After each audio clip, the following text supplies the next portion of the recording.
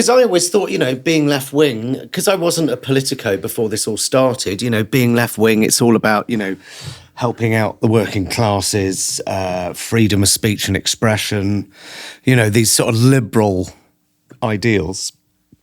And actually, I learned pretty quickly that a lot of the audience that I'm speaking to are not old school lefties, the working man, but a lot of them are me, the Guardian reader, and so I very quickly realised that liberals and the left were far more interested in identity than they were in economics.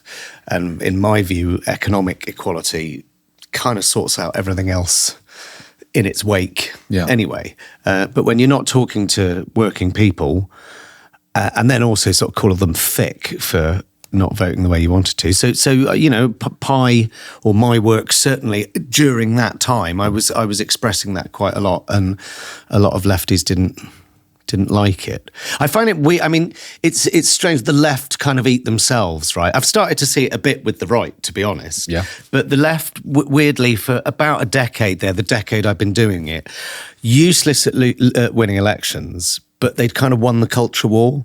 I think that pendulum is swinging pretty fast the other way. I think it feels like the right are beginning to win that culture war back. Yeah. If I'm even the right, if the right left even means anything. Yeah, it doesn't mean, it certainly doesn't mean much. Because you and I probably agree on most, at least social issues, and I don't know much political economic stuff. I'm happy to sort of go, oh, that's interesting on the left, that's interesting on the right. It's the social issues.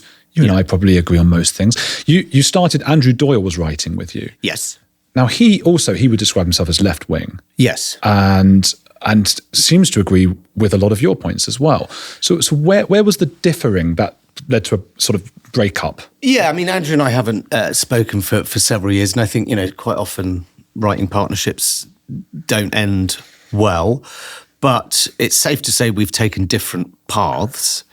I think for me, there was a decision that I had to make about whether I lean into being this politico, a pundit, someone who... It's very easy to speak out, right, when you've got nothing to lose. But the bigger that Pi got, the more important it was to me to not lose it. And so there becomes a time when you start to ask yourself, is that really a hill I'm willing to die on? No, it isn't. Whereas I think Andrew was much more keen, and as he has done in his subsequent career, lean into that. Whereas I was much more interested in taking a step back from it and writing him as the character that he is, rather than... I could easily be a regular guest on Newsnight, I guess. I don't want to be. I don't want to be a pundit. I don't want to be a politico. I don't want to be, gobshite for hire. But for a while there, that's sort of where I was. But I made a decision that that's not what I wanted to do. So it wasn't necessarily a disagreement over politics, but more about the nature of the creation of Jonathan Pie. To a certain extent. And it was a difficult working relationship. And, I think we've both been really, really good at leaving each other be. I've never heard him discuss me in an interview, and sort of vice versa. But it was a successful artistic partnership. But it was a strange fucking time. Suddenly Suddenly people knew who I was, and it was a real adjustment. So I found it hard, and probably wasn't particularly easy to work with, and to a certain extent vice versa. But it wasn't a happy divorce, but it was not a political argument. Although our voting records were different when it came to Brexit and stuff. That was interesting. You go, I've got someone writing with me who we don't agree with on everything. So that spiced Pi up a bit. But there were times when I felt that Pi was becoming controversial, and it wasn't sitting comfortable on my shoulders, I think. And I'm much happier where he is now. Like doing this sitcom for BBC Radio, he's much more of a three-dimensional character rather than a deeply cutting satirical. And a lot of people would argue that I I've lost my teeth, but I'm far happier in myself and in his suit than I think I've ever been.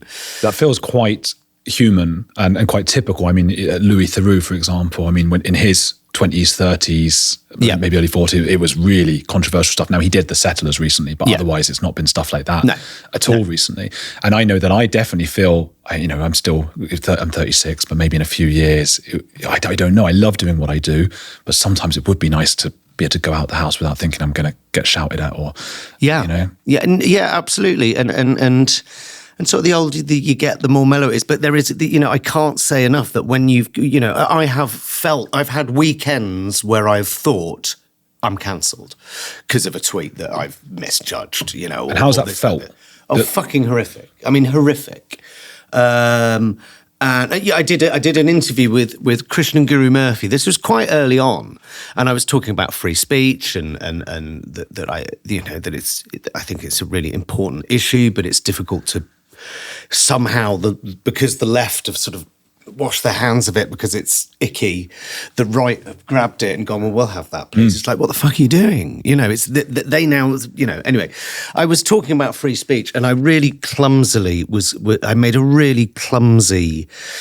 gave a really clumsy example, which was essentially, if you think the colour of your skin makes you superior to a person with a different colour of skin, you should have the right to express that. Now, I could have chosen any other number of examples that would have made that point without it seeming like I wasn't deliberately trying to be controversial, but I got a huge amount of shit from it, from loads of particularly left-wing comedians, and it was relentless for a couple of days. I mean, this was many years ago, but you got to be so fucking careful. And in that instance, I got it.